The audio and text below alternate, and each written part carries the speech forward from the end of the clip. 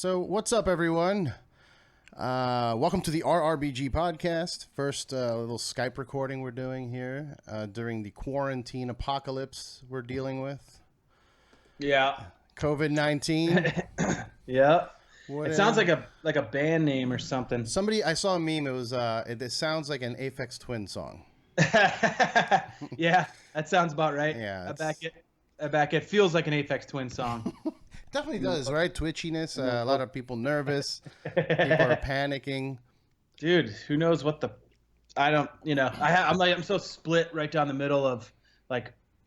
Half of me is like, it's very easy for me to find information that lets me think that we're gonna beat this sooner than later, and that things will, return to normal, and that human ingenuity and collective human consciousness focused on a single goal for the first time probably ever to get the whole focused on this shit, that we could beat this earlier. And then part of me is like, it's really easy to read into the fear and be like, oh shit, we're screwed. This is the end, Yeah, it's hard to feel. I feel very strange. My job just switched over to work from home. Oh wow! And now I'm in like a limbo where I'm waiting to hear what's going to happen. They're like, yeah, we're going to call you, come pick up a computer, and even though you have a computer, we need to have secure computers from work. Okay, that makes sense. I can see that. Am I moving on your screen? Yeah. Okay, yep. Cool. I'm not on mine anymore. Are you frozen? Cool. Yeah. It says it's recording too, so we should still be good. But yeah, dude, I'm working from home now for the foreseeable future. I am excited to get some podcasting done. For those listening, I am with Nick. Dude, how do you say your last name? I say Shinz. Schendzielos. Yeah. I mean, that's really, really, really close. Probably some of the closest anybody's ever gotten. It's actually like, at least from our family's perspective, is you pronounce the D and the Z together like a J. So Schendzielos. Schendzielos. Okay. Yeah, exactly. Schendzielos. Where's this from? Like, where's that heritage? It's Greek as far as we can trace the lineage back. But then, like, I don't know. My brother got his DNA, 23andMe and all that stuff. And he's, I don't know. It's so weird, though, because, like, you get the results and then you're like, oh, that's bullshit. There's none of this in there. There's none of this in there. And then they send you an update and they're like, oh, by the way, yeah, that was all wrong. Here's the updated information, and it's like 40% different. And you're like, well, what the? I'm just like, I don't give a shit, But yeah, it's like Greek. We're like Greek, Italian, German, Irish. There's probably some like, I don't know. I think there was even like 1% North African in there too. So. Oh shit! Is that 1% below the waist, bro? Yeah, I really am putting very little faith in the accuracy of those tests, until. And I also like, I mean, I get it that why people would want to know and like this kind of stuff. But I'm also kind of like, who gives a shit, man? You're a human being. Exactly. I don't think you are anything like your ancestors. I hope I'm not like any of my ancestors who are a bunch of savages that just rape and pillage everyone. Right. Yeah. There's a lot of raping and pillaging going on. If you look at like, if you just look at like the history of humankind, you know what I mean? Like any place's history is rewritten by the people that came and conquered that place. So it's like, I get into this with the whole, sorry, this little dude. Hello, kitty. He's the bow tie ripper, man. Nice. Giuseppe, he like has to be involved when I'm doing something. He just comes up and sits on my lap and shit. But I think I get into this a lot with like people with politics and stuff, where I'm just like, people want to try to attribute, that there's, either a political party that they identify with that, embodies their values and that kind of stuff. But I keep coming back to like, these are human beings. Yeah. And so what, like the bigger issues that suck about, human beings, like dominance, morality, greed, selfishness, the whole survival of the fittest and scarcity mindset, that stuff is human based. It's not, you can't say that your party doesn't have that. And so that's why, like, I just stopped associating with any of that shit and just being like, I don't know, man, human beings kind of suck. So I doubt you got a guy that you can put in that's going to like fix it all. That's not going to suck, because human beings suck. And the more power you give them, it's that old power corrupts and absolute power corrupts. Absolutely. There's nothing that's not going to change. You know what I mean? It's like, unfortunately not, you know, I would love to believe that it can, but no, and the power comes and it's two different things that happen that I've noticed. Like if you look at the power that the government people have, they go crazy. They just you see them deteriorate in front of your eyes too. Like you see poor, you know, Obama like aged like 150 years in those 8 years. Yeah. You know what I mean? Yeah. You look at Biden, he looks like a goddamn zombie. You look at you know, all of them look like zombies. And I don't know. I can't trust that. I don't know what I don't relate to it. I'm sorry. Yeah. I mean, I tell you.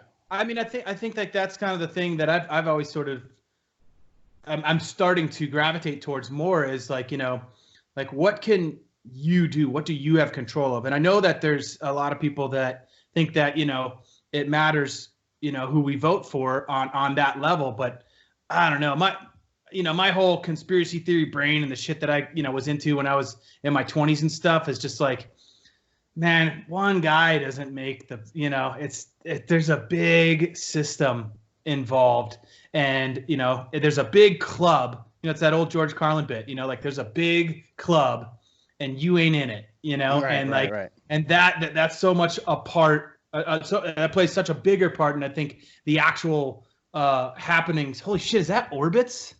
Whoa. Yeah. Sick, dude. Are you going to do the orbits challenge? I'm not opening this thing up.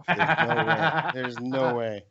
It's not even mine. This is my wife's. Oh, that's awesome. She's had this forever, and I'm like, we're not throwing that out. I'm sorry, that's staying along with all the other toys and nonsense we have. Oh yeah. You see all those dudes like the, you know, all the challenge and stuff. That dude drank a Crystal Pepsi from 20 years ago and shit. No, man, no, I don't get any of those challenges. I turn on, like, I see my YouTube recommended videos, and I'm just swiping. I'm like, why do I need to see this big dude chug an entire 5-gallon thing of like chocolate syrup? Like, no, I don't. I don't care. Yeah, do something better. And you know what? Another, you know, we were talking about content creating and like us doing this shit, but the reaction videos, I don't get them. I don't get them. Not even a little bit. I think it might be like a generational thing, like, because, you know, like, you know, concept PewDiePie. You know what I mean? Like one of the biggest stars or celebrities, I guess, of our time, because it's interesting now too to like start to recognize that like YouTube is a form of celebrity. It's like kind of forever we're like, YouTube stars, man. You're like, you're a YouTube star, you know, like, but nobody's gonna know you in real life. But then again, you know, especially with all this shit going on, you know what I mean? It's just like people are gonna blow up. It's gonna blow up now. Yeah, but like the whole concept of just like, you're not playing the video game, you're watching somebody else play the video game. To me, and like that's the entertainment, is the way that they play the game and the way they talk, and I just like, I don't know. To me, I was just like, huh?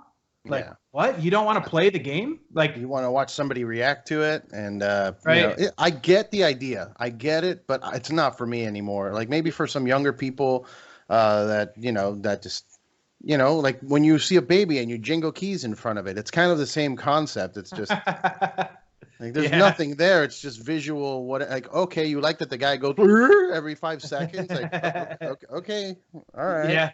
Yeah. But it's a different world now, man. Yeah, and I have buddies, and I hate to, I'm not gonna call them out by name, but I have buddies that'll send me like, here's a jazz teacher watching Meshuggah and reacting. I'm like, don't care. Don't care. I'd rather watch the Meshuggah video. Why do I care about this jazz teacher reacting to that video? You know what I was thinking that it could potentially be? Have you ever heard of mirror neurons?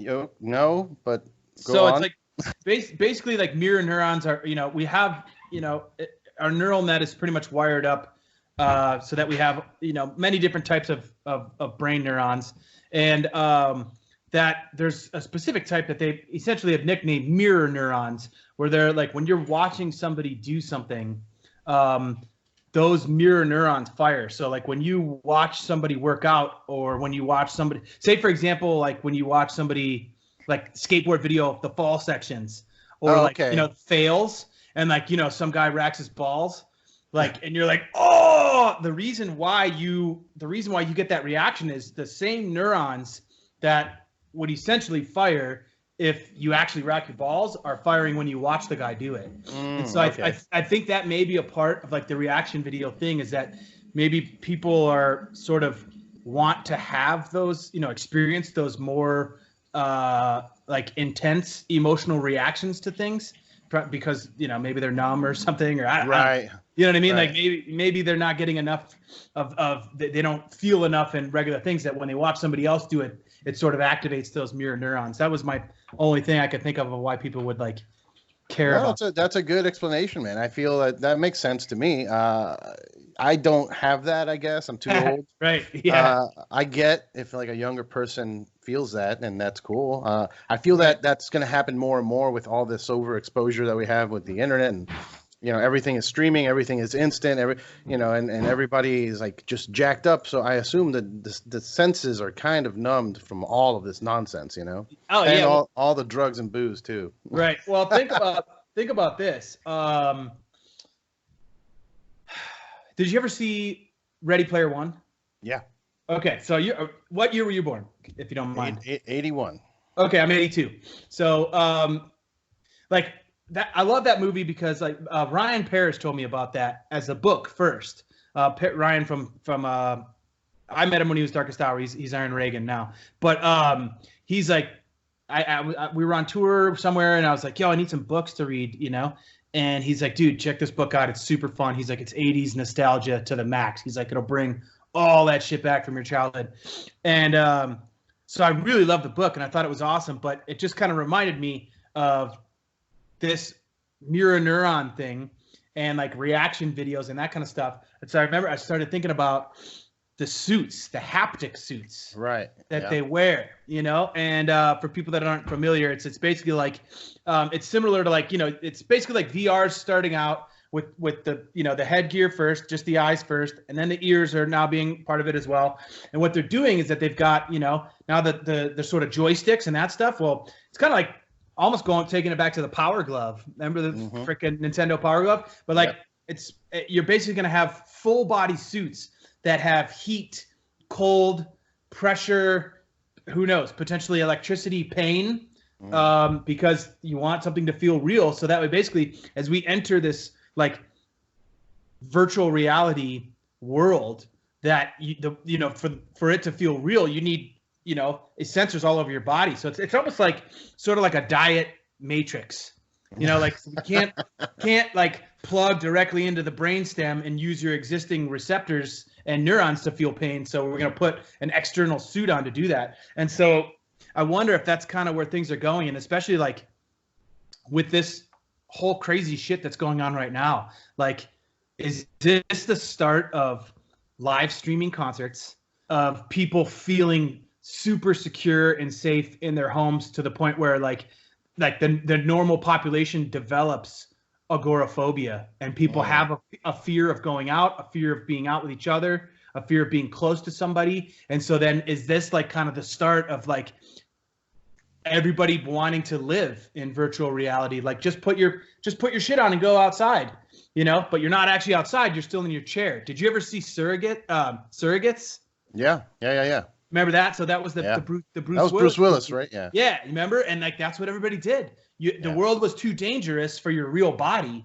So you put the little thingies on and you go into the, and there's the whole planet exists as this virtual reality, and you can be whatever you want. Then like instead of like, or like whatever you identify as or whatever, like that's what you are, and that's what you appear as in the virtual world.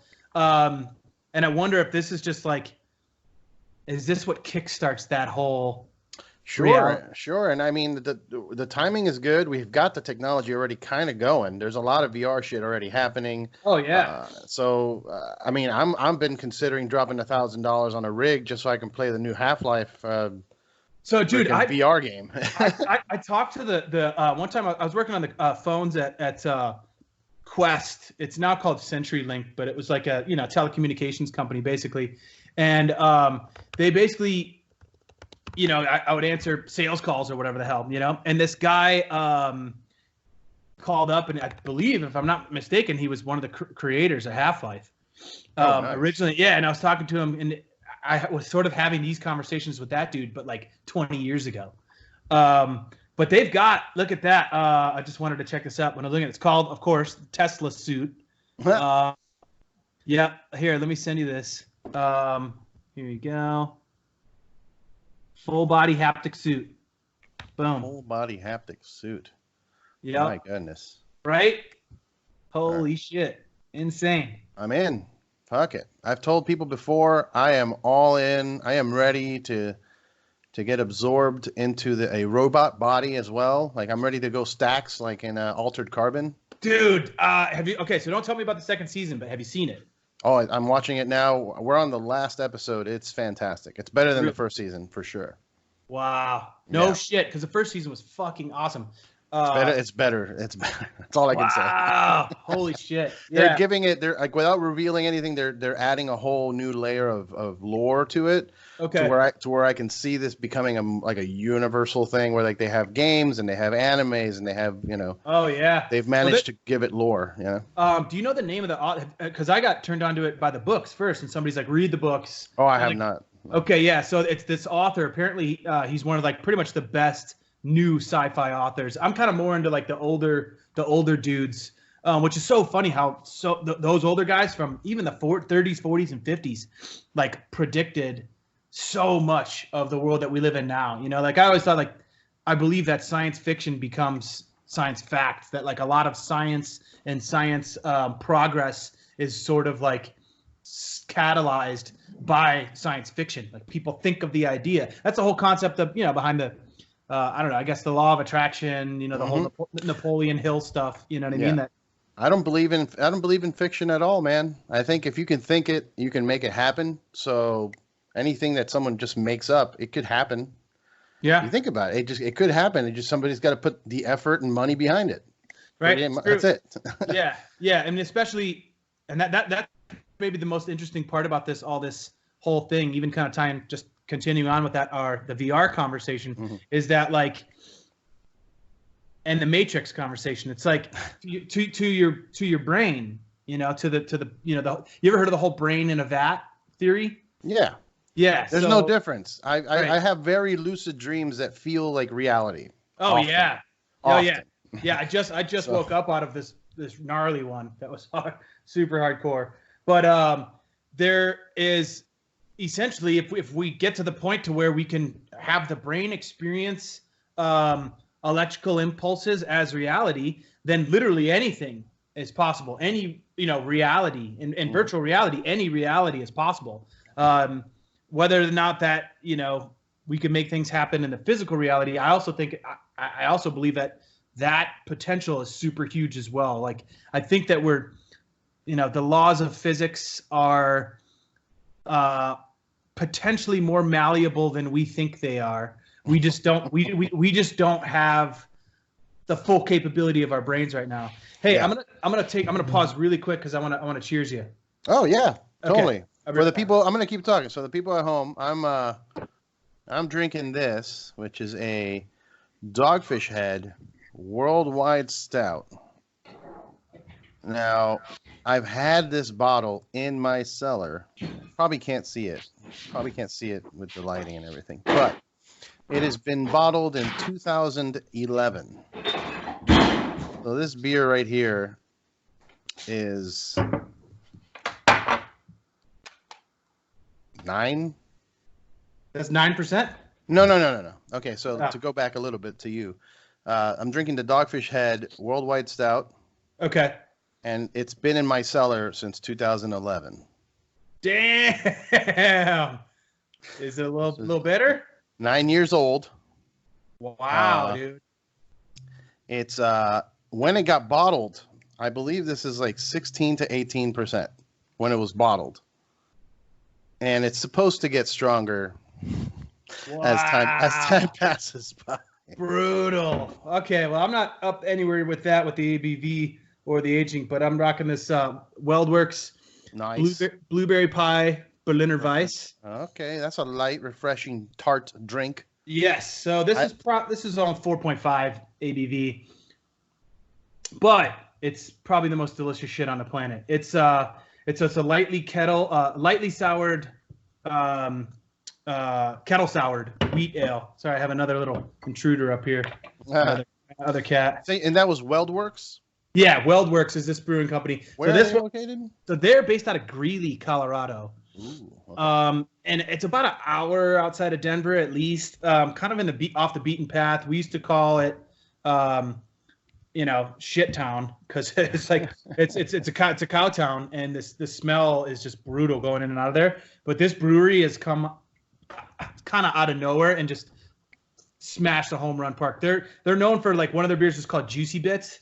They do that. Bits. Yeah, it's like hazy New England style IPA stuff, but they have this whole pastry series, and it's just the most amazing shit. Pretty much everything these guys make is incredible. This one's so it's a lightly kettle soured wheat ale. It's got like a shit ton of blueberry puree, vanilla, milk sugar, and graham cracker. Oh boy! And it is absolutely. I mean, I could drink a gallon of this shit like 2 seconds. At that point, my beef with some of these beers that have been coming out like that sounds delicious.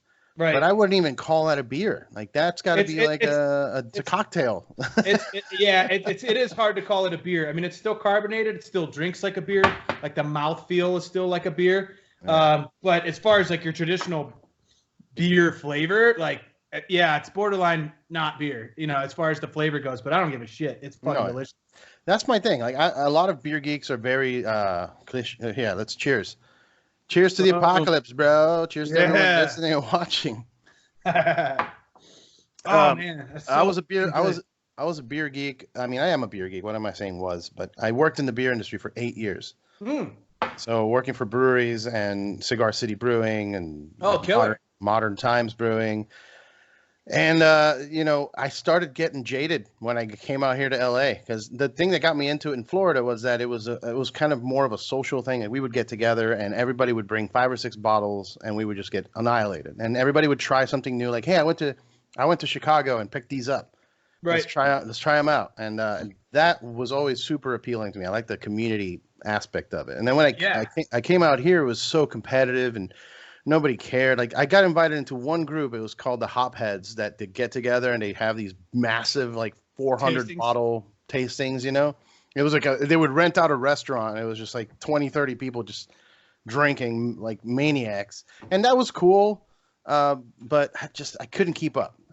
When they started putting milk sugar into the IPAs, I was like, all right. Yo, but that like that. Okay, for me, like, as somebody who was just really pretty much a wheat beer drinker forever, I'll drink shitty, whatever, cheap beer. Just damn it, boss.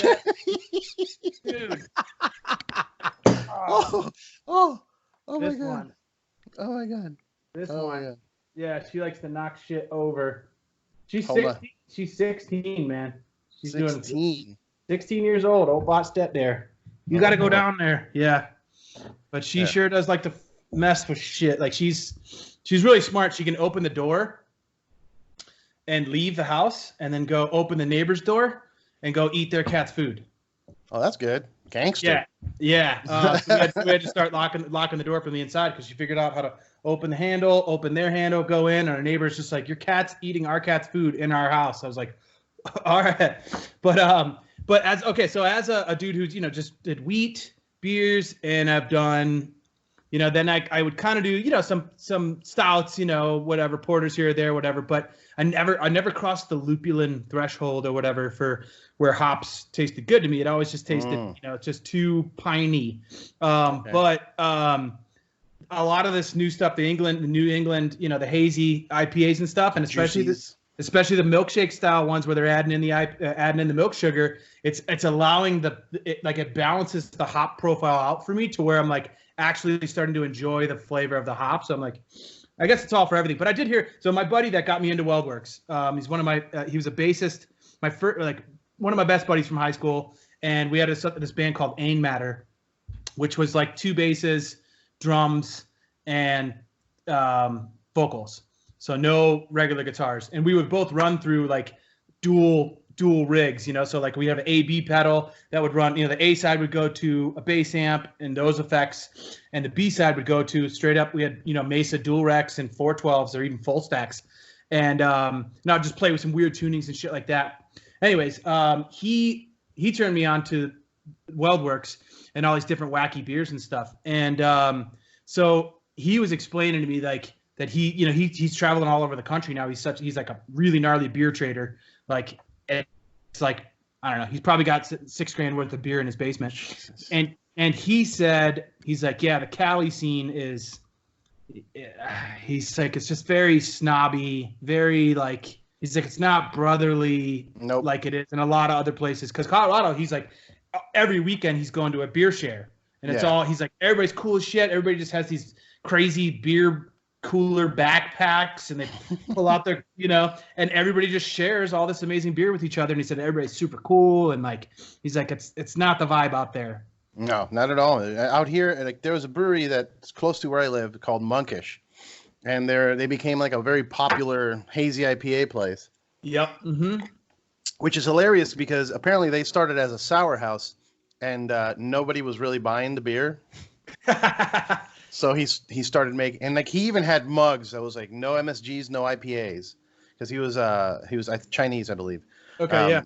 And as a joke, he made those cups. I was going to say, beer has MSG. Yeah, it was like no MSG, no IPAs. But then, like eventually, he realized, and now he's like one of the top producers of IPAs. Like people line up when he tweets, they just tweet out, "Can release today at 2 p.m. on a Tuesday." Like, who isn't at work? Why are you lining up at 2 on a Tuesday? Like for beer? Yeah. And I was selling beer at the time, so I had like the opportunity to. I was on the road. So I would every once in a while I'd just peep and I'm like, all right, maybe I can make it if I run over there. And then I'd run over there 2 minutes after the tweet. Like I'd get alerts. So I'm like, cool, I'm nearby. I'll be there in 2-3 minutes. Right. I get there and there's 200 people in line. What that tells me is that he's got an underground family that he calls first before tweeting shit, because there's no way in 2 minutes we got 200 people lined up. No, yeah. That's why I think, if I'm not mistaken, that was the exact brewery my buddy was talking about, that he was like, yeah. And he was like, I mean, it's good stuff, but like not like, I guess. Look, they're good, but they all taste the same. I'm sorry. Every single double IPA they put out, it tastes exactly the same. It's fine. It tastes great. It's a tropical, hazy, delicious, juicy thing. Yeah. But they're all the same. They're all the same. Yeah. It's fine. You'll be okay if you miss one. It's not the end of the world. There's another brewery up here called Wiley Roots. That is literally 2 blocks from the other brewery from Weldworks. They had some amazing beers as well. I think we're going to get the order to lock down on Monday is what I've heard.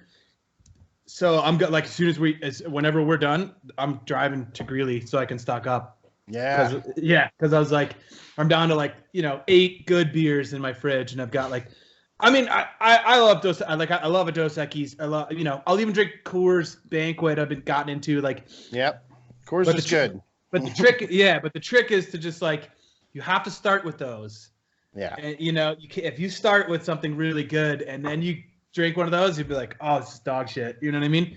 Yeah. But, they're usually my come down actually. After I do like. Oh, really? 5 or 6 of these mega beers. I'm like, I need something refreshing and light. And that's usually like a hydration state for me. Yeah, for sure. Yeah. But we got a little sidetrack there. But so for the virtual reality world thing. Oh yeah. Yeah. Sorry, beer's way interesting. Sorry. All right. I know. But like, how do you get your beer in virtual reality world? There we go. That's a good question. But so think about this though, like, do you think that like with the live streaming thing, right, that artists are gonna, charge like what you would pay for a real concert? Because I'm like, what would that be something people would want to see? Because if you're just like jamming in your rehearsal space or something, I don't know if I'd want, you know what I mean? Like, unless it was like, all right, we're gonna do this in 2 weeks. And so then you go, all right, we're going to play stuff that we've never played or we wouldn't play live, that wouldn't translate in a live venue. So like, unless it was something special where you were getting, lighting and everything. Right. And I think one of the, forget which, I think it might've been Code Orange or somebody. Yeah. Code Orange did their release party on Twitch. Yep. And I think then if you're like, all right, so you get access to a venue and you film it like it's a live show and then it's just live streaming and that's what, but I don't know. It's like, I'm okay with it. I mean, it's not the same, obviously, but I guess if we have to pick between that and not having anything, then I would watch that. You know, I don't know about payment, like maybe more of a subscription or like a Patreon, right? And even offer up if you can, like offer up some stuff, like hey, you sign up to the official Patreon, you'll get pins or stickers, right? Something that you can show that you're part of the club and you have access to these fucking streams that we're doing. Right. Yeah. That's not a bad idea at all. Like, because like I've always said, like Patreon stuff would be like you have to be a member of the Patreon in order at a certain whatever level, and you get access to the live streaming concerts, and you do one every month or something like that. Yeah. It's a definite, like the future is definitely going to be online, and we're going to have to figure it out, or at least for now. And then even after, once we if we get over all this and everybody survives and we find a cure and we go back to normal, whatever that is. Right. Even then, I still think more people are just going to be like, I'm just going to stay home anyway, save some money, watch it online, Right. Yeah. I wonder if, I don't know. I've seen a couple posts, where people say, once we're back into whatever normal is, like every concert's going to be sold out. Kids are going to be excited to go to school. People are going to be excited to go to work. And I was like, that might work. That might be that way for a little bit. But there's this, damn it, what book was I reading that was in? It might have been this Jonathan Haidt book called The Happiness Hypothesis. A really good book. This guy's got a really cool like cognitive behavioral therapy sort of aspect towards, why human beings sort of don't remain happy, is that we're genetically engineered to not be happy, which was a really interesting point. But he says that there's this point that we reach, and I forget the specific term, but that basically it's like a baseline. Like no matter how good things are or bad things are, we adapt pretty easily to a situation. So that's why lottery winners, after they win the lottery, it doesn't take long for them to be unhappy. Right. Like how could somebody be, somebody that changes the face of music, and is rich as you can imagine and has a wife and a kid and then kill themselves. Right. Although I do think that after watching Soaked in Bleach, that that's a little fishy. Different. Yeah, but there's other musicians like Chris Cornell. The whole situation with him. Right. And I was talking to someone about this not long on the podcast, not too long ago, but it was the idea that how when you're on Instagram or whatever and you post something and you get a like, you get that rush of feeling good. And, there's been TED Talks about it. Like, oh, yeah, your brain releases dopamine every time you get a like or a comment on social media. Right. So my argument was that imagine what musicians feel the bigger they get. Like, imagine Chris Cornell, the feeling of going like this with his mic. Right. And 10,000 people are singing his song back at him. Right. You know what I mean? Right. That amount of dopamine that goes into your brain has got to be painful. Like the next day or even if it lasts a couple days, a week later, the come down, the withdrawal of that dopamine surge. Right. That's what leads people to like take pills. Like I need anxiety pills. I need depression pills. And then that combines with those chemicals. And there's where you get the suicide. It's not that hard to understand that. How could he kill himself? He's so happy. He's got everything. He's on top of the world. Really? Right. Yeah. I mean, well, that's the other side, I think, of it as well, is when you look at somebody like skydiving, if you were to go out and skydive for the first time, it's the most exhilarating experience you could probably ever have on the planet, falling towards your imminent death and then pulling a parachute and having instant serenity and peacefulness and quiet and this literal bird's eye view. It's incredible. So the second time you do it, it's still that way. Third time, fourth time, maybe 50 to 100 times. But I know guys that have like 10,000 dives or 10,000 jumps, as they call it. And the guy's like, it's like you get to that point. Life.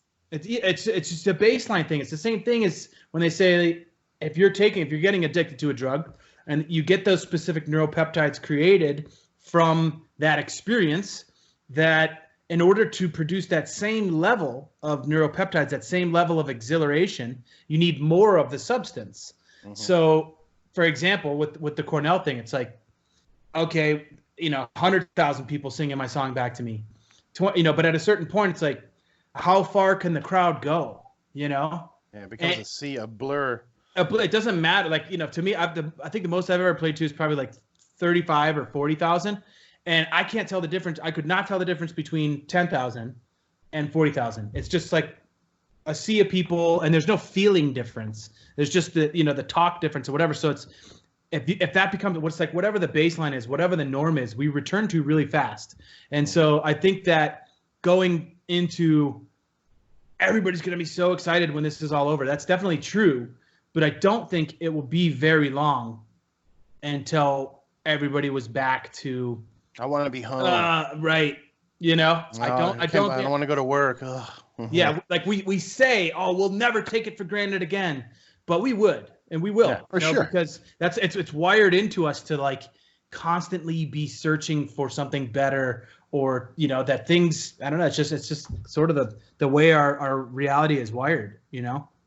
Yeah. I mean, that's part of human nature. Not everyone has that drive that you have, or that I have it sort of with the podcast and everything, but just that drive to do something. A lot of people don't have it. I have a lot of, and I keep them around on purpose. And I know that sounds shitty, but I have friends that are, I keep them around to remind me that not everyone is as ambitious as like all my musician friends or all my comedian friends. You know what I mean? I have people that are trying to do shit, and then I have people that are just, they're fine going to the office 9 to 5 and supporting their 4 kids. And, it's that everybody has their thing, Yeah.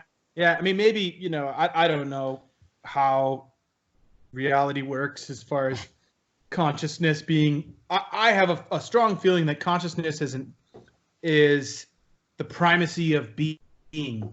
That at the basis of all existence is consciousness, and that matter arises as an epiphenomenon of consciousness, as opposed to sort of the modern scientific reductionist materialist viewpoint, which is that consciousness is an epiphenomenon of the brain, that matter is the ground of all being, and that as we rise up to things, that then this brain developed, and then consciousness comes out of the brain.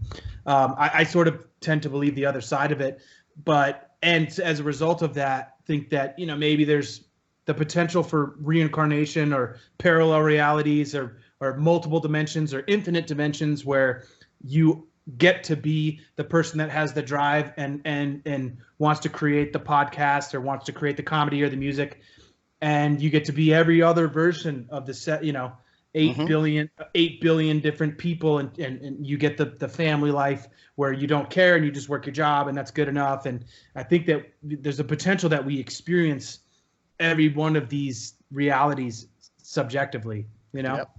Yeah, definitely. I think that's what dreams are. Wow. That's what dreams are for me. I think it's mostly I go to bed and I leave this body and I go visit another one somewhere else. That's what I'm thinking happens every time we dream. This dream I just had was like, definitely felt like not me, that I was, it was another reality. It was a whole other thing. And sometimes they're cool. Sometimes it's a lot of fun. The other night I hung out with Ozzy for like 4 hours in my dream. It was crazy. It was crazy. Like, we were going around. I was like, I got us a cab, and I was like telling the cab driver, I was like, who this fucking is? This is fucking Ozzy Osbourne, Prince of Darkness. Yeah. Except Ozzy kind of looked like Elton John. Like, he had an Elton John haircut. He's getting to that point. But it's really weird though, because like I have dreams a lot of times of like hanging out with all different kinds of people. And a lot of times it's been, a lot of my musical heroes, I'll have dreams where I'm hanging out with them. Like, I had a series of dreams for about 4 or 5 years where I was hanging out with Dave Mustaine.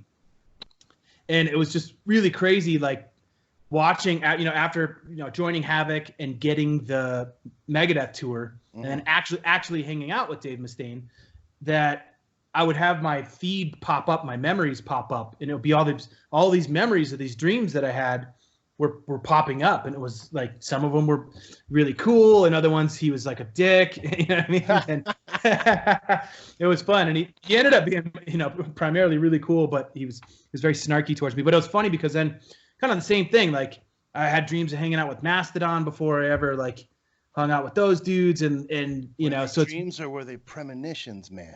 Right. That's kind of the what I'm alluding to is I'm like, is there some connection between, because if you look at time and the way that we describe linear time, the way that we perceive our reality is very linear. You know, there's yesterday, here's today, there's tomorrow.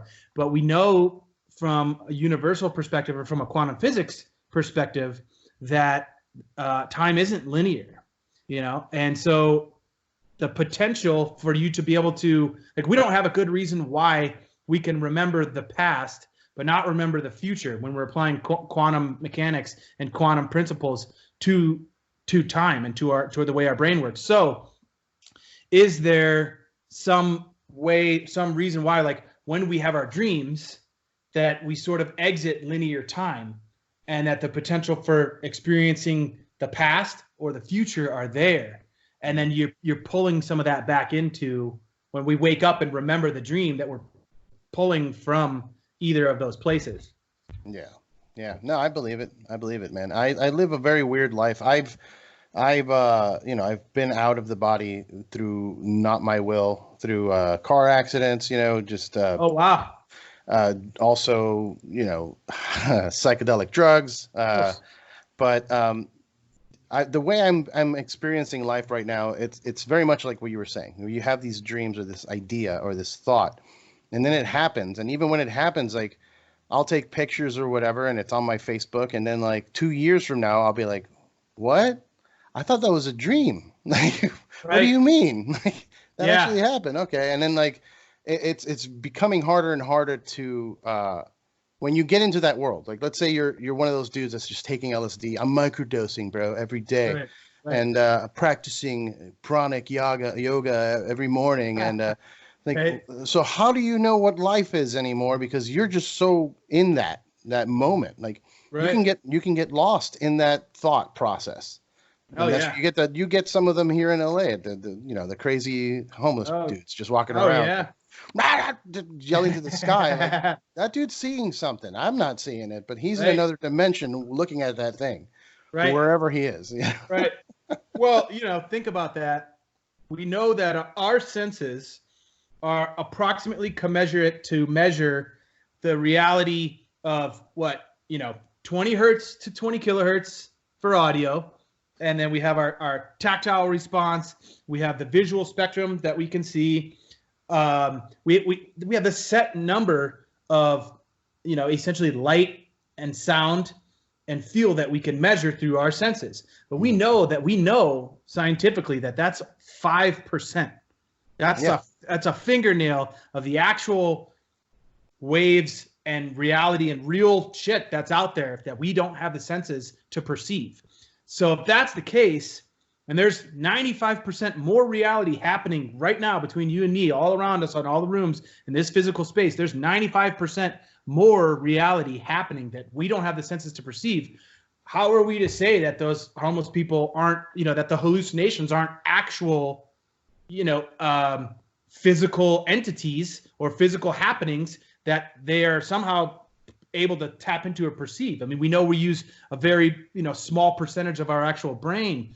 I always thought about that, even like when you're tripping, like when your eyes dilate. And I think I've always thought about that. I was like, is there some aspect, and I'm no biologist or scientist, but is there some part of that like your eyes are opening up so that you can perceive more of what's going on, Oh, for sure. Definitely.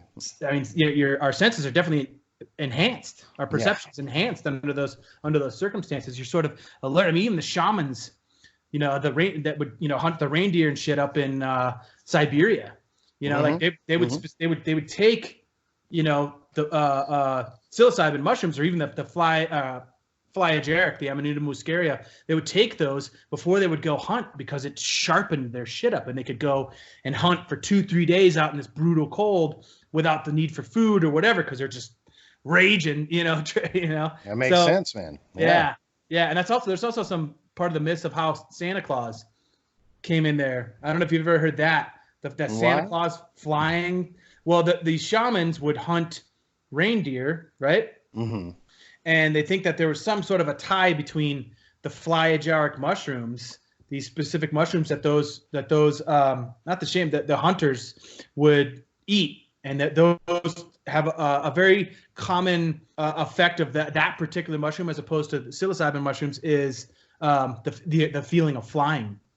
And so they would go out, and they're thinking like the tie between the reindeer and then those mushrooms are red with white, the white dots. Right. Yeah. Santa Claus's colors and shit. There's some ties supposedly to Santa Claus and flyageric mushrooms. That sounds cool. I mean, that sounds interesting. That sounds possible. You know what I mean?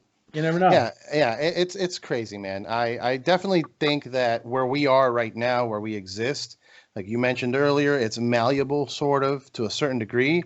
Right. But I think if you take advantage, like I've done some stuff that sounds ridiculous, and I don't repeat it often. I don't say it out loud because I usually do it with a couple people nearby, and right. we have a good laugh, and then we just move on. Like right. Like for example, joking around, I'm gonna make it stop raining, and then it stops raining. Right. Like I don't know what I just did. Well, I can't explain it to you like, oh yes, so I took my cells from my magnetic field that I generate and pushed it towards the magnetic field of the clouds, and it made the clouds move, and that's why it stopped raining. You think I'm full of shit, you know what I mean? Right. But I see exactly what you're saying. Yeah. And I remember talking to my dad about this back in the day, and he would be like, if you were able to have complete control over your body, like if you look at, they say that, quantum physics and that reality is subjective to our observation of it, our perception of it, right? So what if observation, because if you look at like the concepts of quantum non-locality, quantum entanglement, but if you look at those particular things, to say that like when you're looking at the chair, you are collapsing those electrons from the potential wave form that they exist in, the infinite potential waveform, the quantum superposition, that those electrons can be anywhere in the known universe, but that it is only when you observe the chair that you collapse those electron potentials from superposition into the actual event of being the chair at that time. So if that is the case, then is everything only exists because we are observing it to exist into place? It depends on your definition of the word exist. So it exists meaning that you are currently focusing on it. Right. I would say, right? Like that's what you're paying attention to. Like right now I'm paying attention to this mic in my hand, and you and I talking right here. But I could easily switch off and be like actually in your living room, or we're both off on a beach somewhere having this conversation. Like it exists because we're focusing on it. But I think instead of it being, because it sounds like what they're saying is that if you've ever played a video game where it's a first person shooter and you have a weapon wheel, and everything stops and you're just looking at which weapon you're going to pick, right? And then boom, there, I'm going to use that weapon. I don't think all of existence is like that, where it's just kind of floating as a theoretical thing until you select it. I think it's happening, and you choose kind of like a radio station, like when you're dialing in to K-Rock or whatever. You'd want to whatever. Nobody likes K-Rock, so let's hate on K-Rock. But anyway, like 98.3, but you're like at 98.1, and you kind of hear the radio station, but it's not all there, and then you switch over. It's like that. I think it's like that. Right. Yeah. Well, that's the consensus reality aspect of it. To be like, well, you can, so they said the world doesn't exist unless you are here to perceive it. Mm-hmm. And that is true, except that it does for me, and so like that's so sort of the thing is that we have this consensus reality, and that reality is malleable, and that we can make changes and stuff, but it's our collective perception, our collective observation. So it's not like you can be like, oh, if I don't look at this table, then that table's not actually there. It's anywhere in the known universe, and I'm collapsing it into place, because there is a sort of a group mentality that is also perceiving that table to exist. But one of the things that I like this guy Joe Dispenza a lot, and one of the things that he brought up, he's like, well, maybe observation in itself, because they'll say like, okay, yes, if you're looking at an electron, we can do this for sure in the lab, the double slit experiment. I don't know if you've ever heard of that. But in a lab, you have the double slit experiment, which is basically a super fast version of it. Is like if you have a wall right here and a wall right here, right? And if you put two slits in the wall, right, and then you have somebody stand back here and fire a gun through the two slits, you end up with two patterns, obviously where the bullets would go through on the wall, right? And then what happens is if you were to do a wave of water, though, if you were to push a wave through that same thing and you look at the crests of the waves as they come through, you would get this interference pattern on the back wall. You don't get just two lines. You get this interference pattern from all the different waves crashing through each other as they go through the two slits. So when they fire electrons through it, and the idea being that, well, if electrons are just matter, right? It's just small pieces of matter. They're little bullets. So when you fire electrons through, when they were watching the electrons go through, when they were observing the actual electron pass through the slits, they got two lines. But when they didn't watch, they got an interference pattern. So basically, what we found out is, and this is where the kind of all the quantum physics, you affect your reality, you create your reality shit comes from, is that people are applying that micro formula that when we watch the electron, we collapse it into a single slit or not, one or the other. When we're not watching it, it goes through all of them. It's the Heisenberg uncertainty principle. You can't know an electron's speed and its position at the same time. So basically people are like, all right, well, so the electron can go through one, it can go through this one, it can go through both, but we collapse it into place only by watching it. And so we as the observer watching that experiment, are causing reality to behave in a specific way. So people extrapolate that up to be like, oh, well, then the chair is only there if I'm seeing it. And then people are like, well, you can't apply subatomic principles to the macro world. But that's where Joe Dispenza comes in, and this is where I'm kind of intrigued anyways, is he's like, but what if observation itself is a skill? What if it's a skill that can be developed? And he's like, so if you look at monks, these Tibetan monks that have the capability of taking what you and I would call involuntary bodily functions, goosebumps, right? So I can't make goosebumps appear. Right. But I can by putting on some Opeth. I'm just kidding. When I hear that ride hat or the ride intro to Corn Blind. Oh, dude, that hair. Are you ready though? Are you ready? I am ready. He lets you know, and the goosebumps go, and you just start charging like I'm going into the pit, man. That's it. But no, I feel you, man. I definitely. It's definitely musical too, man. That's why I love music so much. There's the frequency aspects of it. Everything is a frequency, and everything I think has certain rules. Like. I can't just get up and float around. I can't just fly to your house. I can't teleport to your house. Right. Even though if I can think it right now, I want to do it real bad. This body won't do that because there's rules. It's like a basketball game or something. Like you can't bring a baseball bat into a basketball game. You're disqualified. All right. But if you could. Well, if I could, it'd be a great game. But that's what I'm saying. Like, I think we have certain rules in place, and we just got to learn to be able to change the radio station every once in a while. Right. Check out another song. Check out another band. Right. Like there's a lot of like metal dudes that are probably watching this right now because they've seen you from your bands like Cephalic and they're just like, why are they talking about death metal? And it's like, well, there's other things, man. Like I love death metal too. I mean, fuck, look at my hat. All right, I love it. But maybe listen to some listen to some hip hop that you think you wouldn't like because maybe you'll like it. You know, who knows? Yeah. Who knows? I I think you have to, it's a great thing that you said, like and it ties into a lot of that other stuff too, because a lot of the guys will there's this guy Nassim. He's all about like quantum resonance and all this crazy stuff. And he was talking about like, the potential, and I know this is all woo and like totally potential bullshit or whatever, but that, like the potential for sound to levitate things, to use, all that stuff. You'd be like, so like, music has this intense power over people, the ability to elicit emotion, real emotion out of people. I think that's maybe the difference. Maybe that's why kids like EDM so much, because like for me, like, I get a lot of experience. Like the younger people are EDM is one of the biggest genres for them.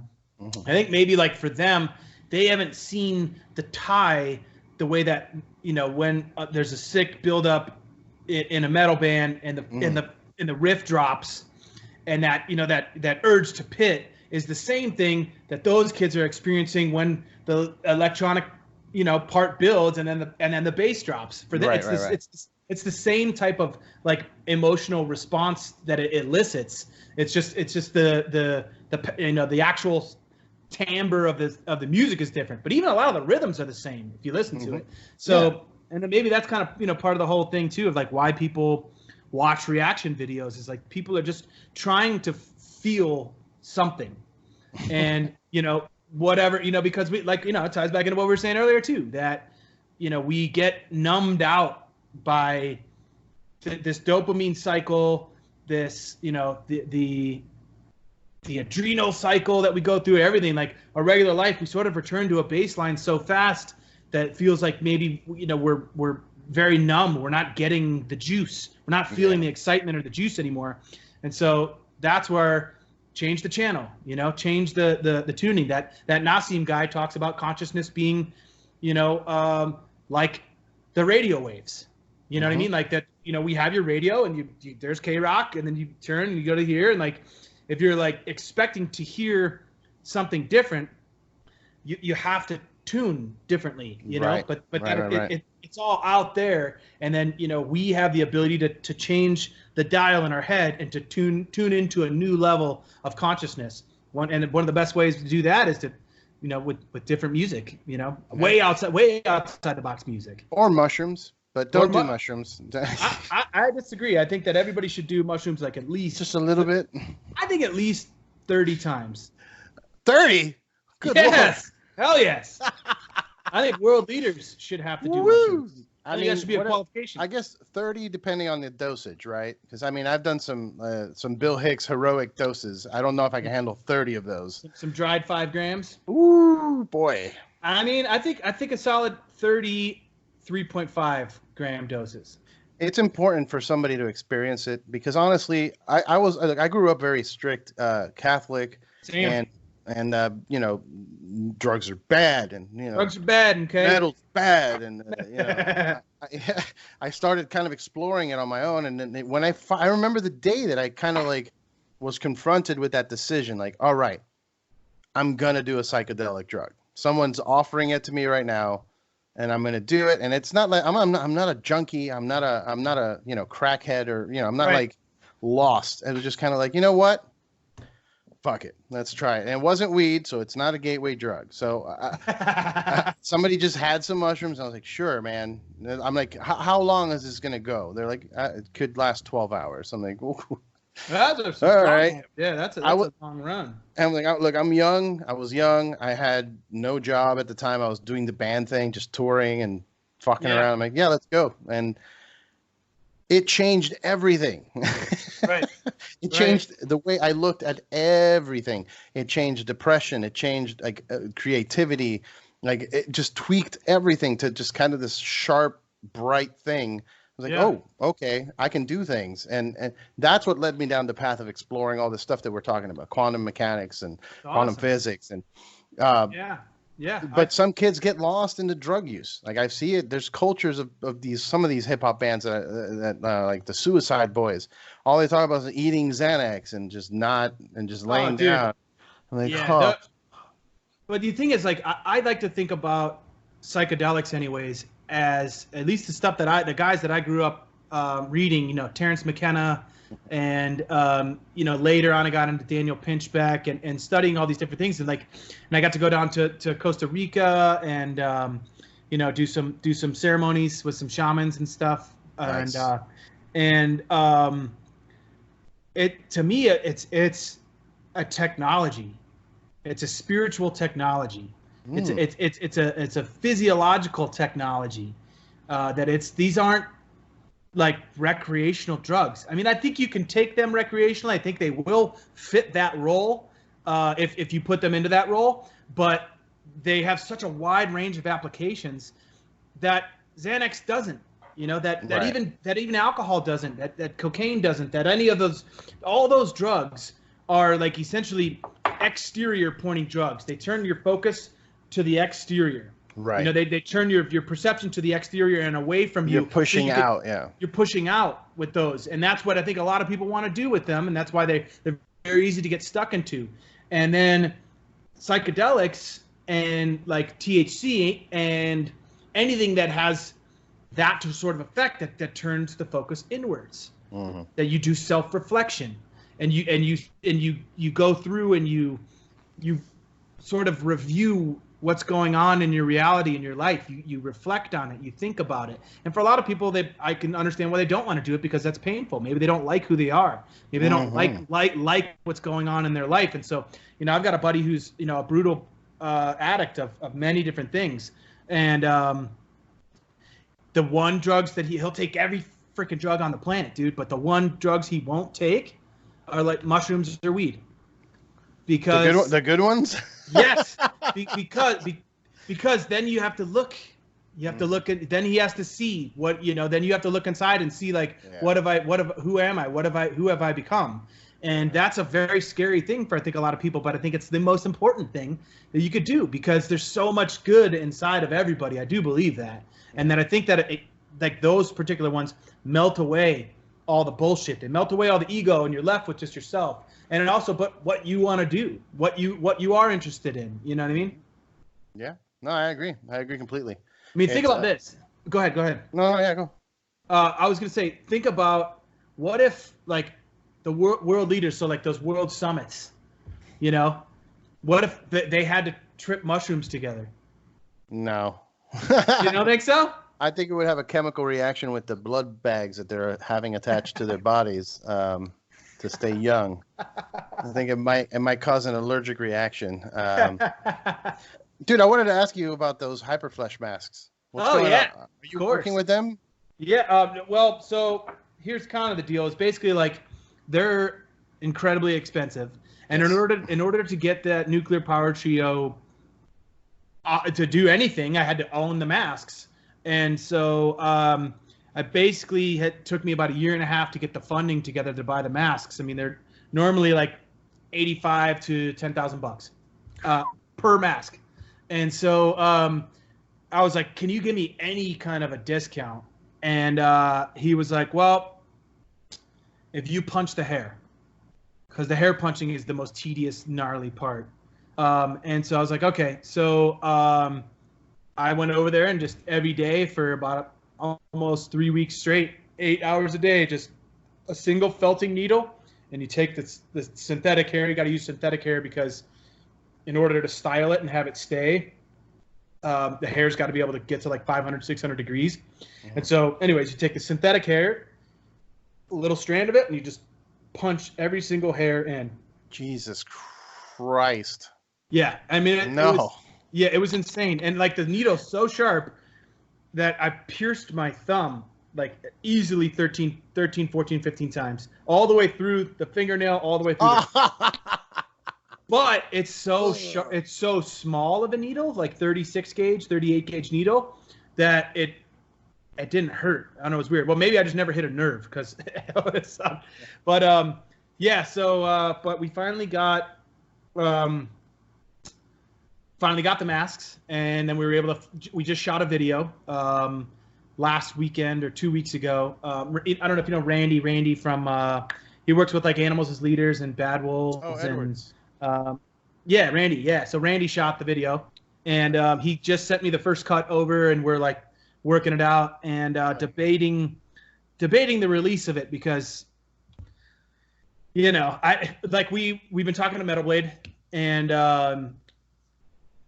then like literally right after we had sort of, you know, gotten to a really cool point with each other where we're like, hey, that works for us if that works for you, and they were drafting the shit up. They were like, the national emergency got declared, and so they were like, we're gonna have to get back to you because we don't know what the fuck's gonna happen. So then I'm like, do you release something right now at all as a band?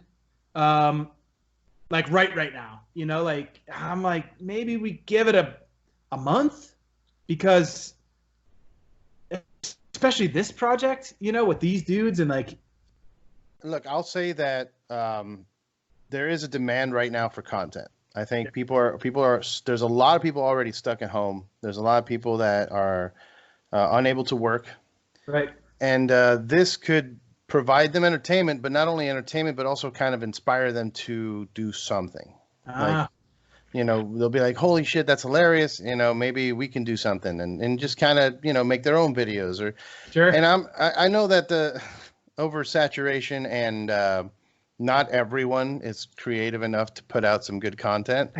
So, but either way, you should try. You know what I mean? Because you'll never know until you try. You know, right? And I think with that, yes, it is controversial, but right. I think at this point, we're all more worried about life in general. I think the politics discussion kind of went away. Right. Now it's like stay alive. That's the discussion, right? Right. No one's thinking about the elections. No one's thinking about Trump and the nuclear war and the North Korea thing. The consciousness right now of society is focusing on get inside, stay alive. Right. See what happens. I think a lot of people would be like, look, if you can make this go away and just make life go back to normal, we don't give a shit who's president, you know, because nothing. I've never seen anything in my life. I don't think my mom has ever, my parents have ever seen anything in their lives, and I don't even know if our grandparents, even maybe Great Depression, could come, and World War II, World War I, World War II could compete with this, but the level of like straight up a pandemic that is going to spread, you the level of you compare it to like the 1918, 1919 flus and stuff. They didn't even have air travel. They didn't even have commercial air travel. So the level of spread that's happening with this, it's just completely unprecedented. And so in that aspect, I think that the wow factor of everybody, like, holy shit, this is real. Like, Californians, you're fucking locked down. I am locked down at home right now. That's like that's crazy, right? Like, yeah, it's a crazy thought, but honestly, crazy. I've been looking kind of forward to it. I know it sounds shitty. Listen, I know it sounds shitty. I get it. Everybody's dying. It's sick. I'm sad, and I'm also scared, and right. I'm worried about catching it. All of that. I'm all of that. But I'm also stoked to have a little bit of time to do shit like this. True. I'm stoked to have some time to play some video games. Like, just kind of we as a race, as a species, needed a couple weeks off. I mean, if you look at it, you look at the pollution in China, or the lack thereof, that they, literally from NASA have been able to find and show, how big of a break the planet's actually getting from this. Mm-hmm. You think about climate change. You think about, I talked about this with, this is actually one of the things I was talking about this about Rob Flynn a little bit ago, because on his podcast we brought it up because that's kind of what one of the things that we wanted to talk about from him using some of these ideas for Bloodstone and Diamonds that he used after we toured together in 2013 with Mayhem. But there's this guy named Bruce Lipton, and he's got this book named Spontaneous Evolution. And he's a stem cell biologist from the University of Wisconsin. And he basically has this concept, or his studies have revealed that, from a biological standpoint, that the human genome does not control our biology nearly as much as the signal that's going to read those genes does.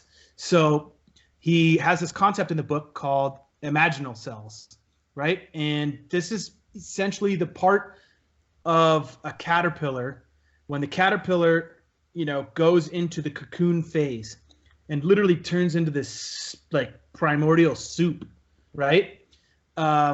What's left is imaginal cells. And these imaginal cells are literally these cells that can then, they're sort of like stem cells in the way that they can become anything. And so they get the signal from the organism or from the external to transform into this, what we perceive as a completely different biological organism. You look at a caterpillar and look at a butterfly, that's two different things, but it's the same thing. It's just through the process of these imaginal cells. And so he's essentially like, he equates that whole process to humanity and to the planet as a whole. And that we're in this sort of transitionary phase in evolution, where evolution doesn't go like this. Evolution is long periods of stagnation followed by, occasional ups. Yes, exactly. And so that we are in one of these long periods of stagnation, and we just hit the end, and we're going to go up and adapt or die. But that more than likely we're going to adapt. And that I kind of tried to apply that to this whole thing, and it'd be like, we're literally in this cocoon phase. We're literally like being forced to be in our homes and be in this cocoon phase where we're all hopefully going to change and grow in some form or some fashion, like you've got the time to do this podcast thing. Maybe this, ends up being something you want to try to bail on your job and do this full time. Who knows? I've been doing this for 3 years. I hope this is eventually going to happen. Right. That's what I mean. But maybe, you get my point. Like people musicians are hopefully, hey man, you got 6 weeks, dude, sitting around and doing Put nothing. Out an album. Right. Grow in some way, change, evolve, use this time for something positive, because otherwise this was all just the biggest suck that ever happened, Yeah. Are you going to put music out? Are you doing music aside from the Nuclear Power Trio? Yeah. You're playing what? You're playing with Cephalic, and you're not playing with Havok anymore, but right. Are you still with Job for a Cowboy? Yeah, still with Job for a Cowboy. And so there you go. Yeah, we're pretty much like, well, nobody's, everybody's stuck at home, and nobody can use that as an excuse. Nobody can use work as the excuse of why you can't come up with new stuff. So I think we're going to try to work on some songs and get that going. And then I've had a bunch of ideas for my bass, like YouTube channel, forever.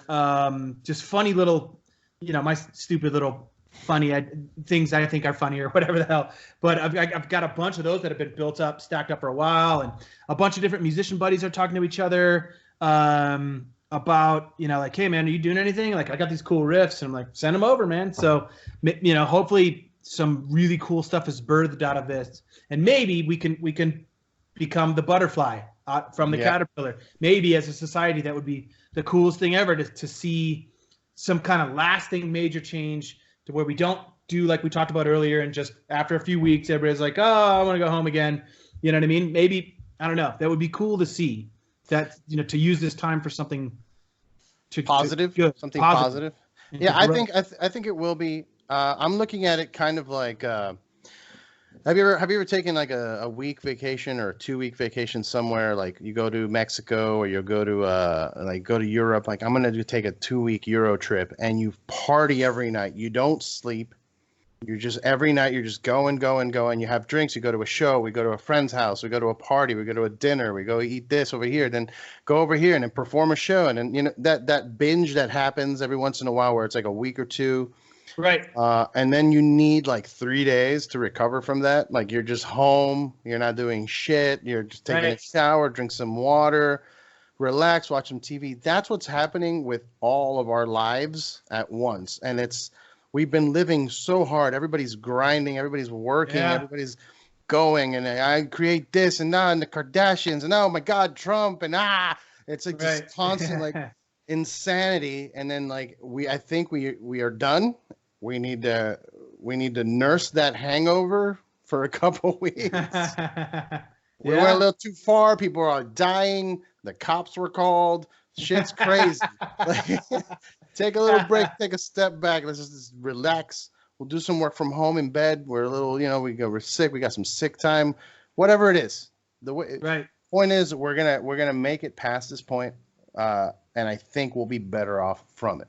I hope so. I really do. I mean, I know I know a lot of people are scared about the money side of it. You know, like everybody in the gig economy. Yep. If you don't have a salary gig that they're like, word, you're working from home, here's a computer or whatever. Like everybody I know, Uber drivers, Lyft drivers, you know, obviously all of our musician homies that don't have, you know, everybody that's not on that, you know, the A-list level where they've got, you know, even a teacher salary. Yeah, right. They got backup money. Yeah. Like if you're like, I make my money tour to tour.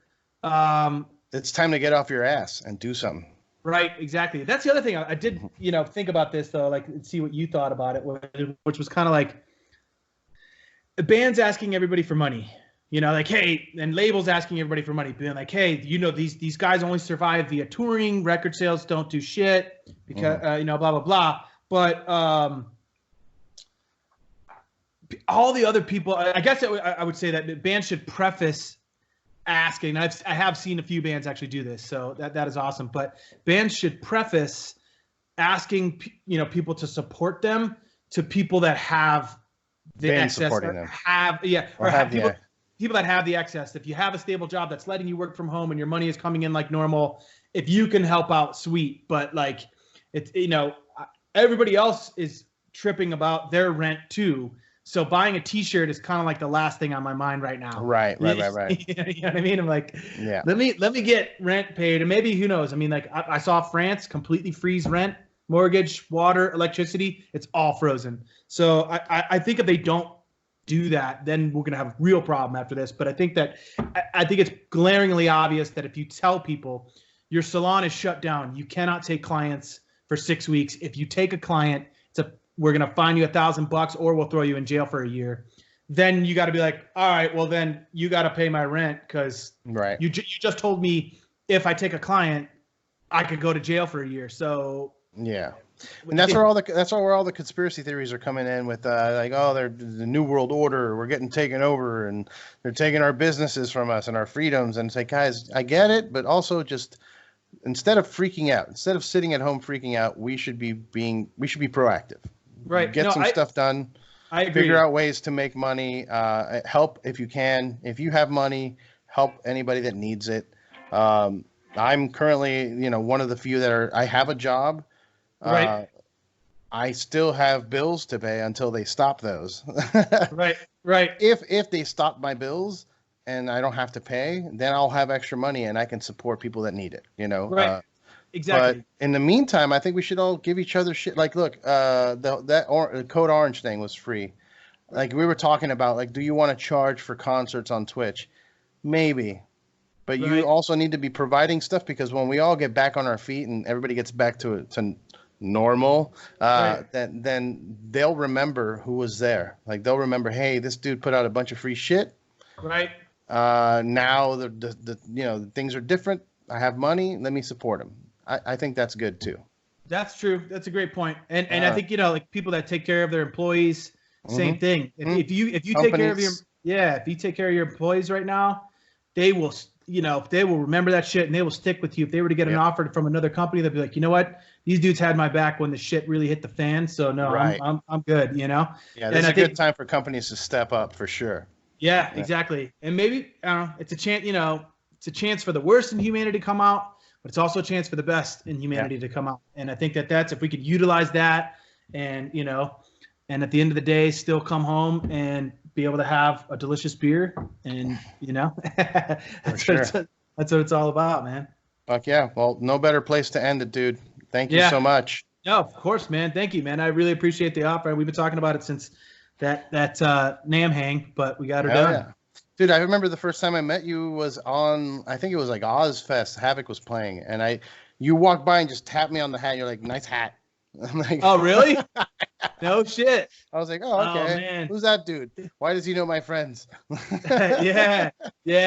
Bart and Dave and DG and Ash are all the best dudes, man. Great dudes. Yeah. Some of my favorite people. Every time they're in town, I like to go hang out and just make their show suck because I get them drunk before they get on stage. I think I'm probably known for that as well. When friends come into town, they're just like, "Yo, don't answer that dude's call because like we want you to be We got to be professionals. We'll talk after the show, man. Yeah, call him hit up after the show because otherwise this shit'll suck." But yeah, man. But no, but I appreciate it a lot, man. You're a rad dude to talk to. If you ever want to have me back, I'm into it. Or I'll have you on ours. So my buddy and I, he's coming over right now. Actually, we're going up to Weldworks.